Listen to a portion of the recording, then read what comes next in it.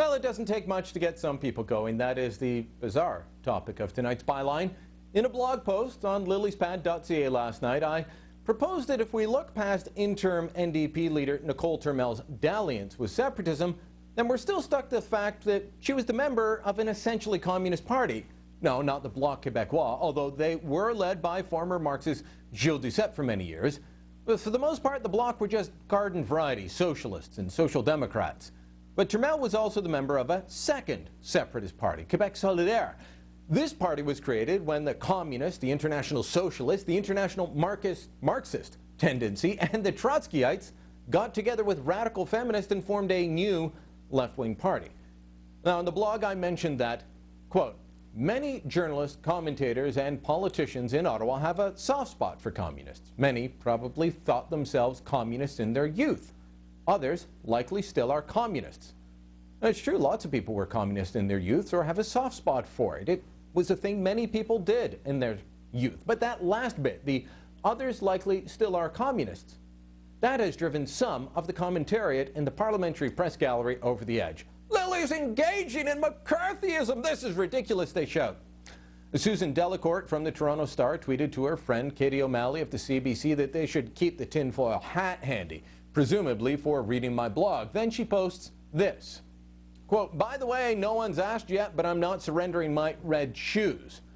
Susan's famous for walking around Ottawa in red shoes. I've never taken it to mean communist red.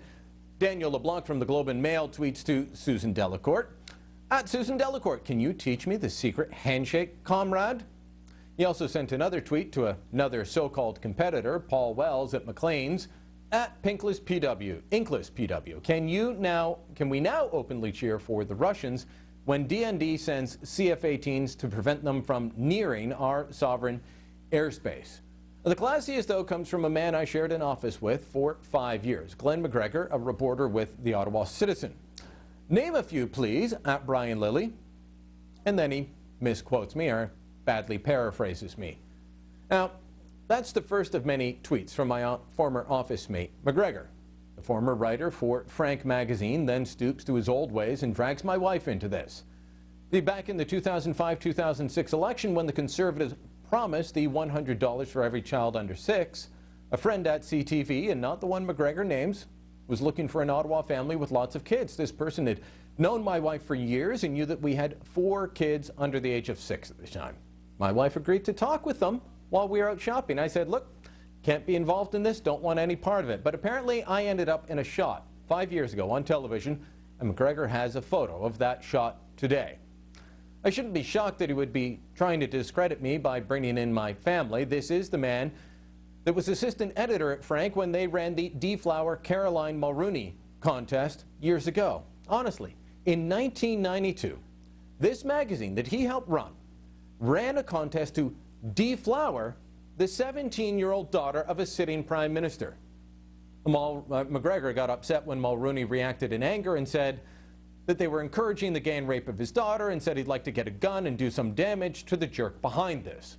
A news story at the time had McGregor and his mommy calling on Mulrooney to apologize. Oh, and who is McGregor's mother? A former strategist for Ed Broadbent and the NDP, it seems. It's interesting that McGregor mentions my wife endorsing a policy of the Conservatives 5 years ago because, well, she was doing that on her own time. She's not involved in the media, isn't involved in politics at all. But I never remember him mentioning all of the reporters married to or living with people who actually work for the politicians these same reporters cover. There's more than a couple, and most of them in my 7 years on the Hill have been shacked up with high-profile Liberals or NDPers.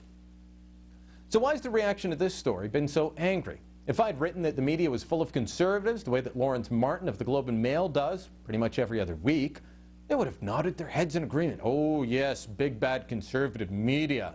Sun News Network, bad.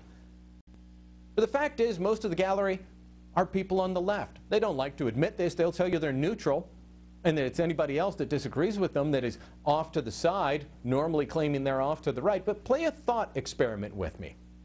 This will help you see that the majority of the people that bring you news from Parliament Hill are on the left. I'm not talking the columnists nor the editorial writers many miles away at head office. I'm talking the Hill reporters, the people that are supposed to give it to you straight up when covering the federal government. What would be more controversial to them? What would be the bigger story?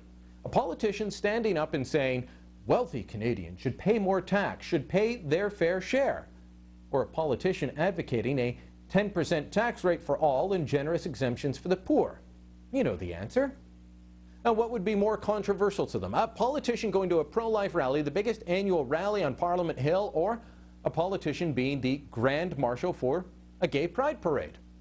And what would be more controversial to the press gallery? Buying new fighter jets for our Air Force, or starting a new multi-billion-dollar social program to provide daycare for all? In every instance, the members of the press gallery overwhelmingly back the left-wing causes, and it goes beyond those three. Are any of them communists? I don't know. It's not illegal. I simply said some of them might be, and they lost their collective mind. Collective. That's a good word for them. Call them out on their leftist tendencies, and you will be called Joe McCarthy.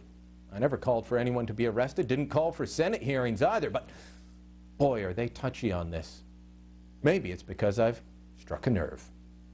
And that's the byline.